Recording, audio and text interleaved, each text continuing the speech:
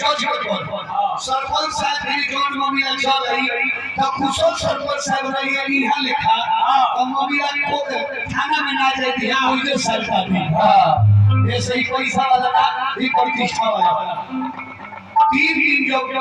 इनकर मोरो दिन का लगे ना ले तो ये दिन मनावे कोई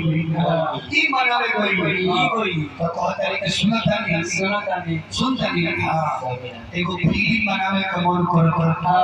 कौनई हमरो सिखावते भाई एगो फिल्म बनावे का मन कर वो खोले के फिल्म के पैसा कहां से फिल्म में कितना रुपया लगेगा ई कहली के 3 घंटा वाला ना 5-7 मिनट के फिल्म बने छोटा फिल्म बनी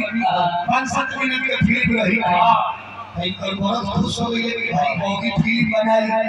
तो कहत है कि ऐसा में कोई का जाए कहली कि रोंगो हीरो रहो तो हीरो के नाम बहुत खुश हो गए कि चलो मेरा फिल्म बनाई हम हीरो रहो हमें से भी बन का बात ना जी कल पैसा है जय Bhavani aluminium steel glass house पता विश्वकर्मा मंदिर बनाना बाजार प्रोपराइटर जेपी शर्मा जी पुरस्कार देवनी हार्दिक अभिनंदन मोर दिन को खुश हो गए आप पूछले कि बताओ जब हम हीरो रहो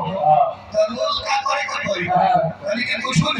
ना घरवा से निकले के आप घरवा के आगे नदिया बानो वो नदिया के किनारे में बचाई के कहले घरवा तो करे कि फिर उधर से दुआर को चला गए कहले के घरवा तो फिर को से किनारे को चल जाएगा कहले कि कौन फिल्म भरे दुआर पर से नदी किनार पर से दुआर पर से घाट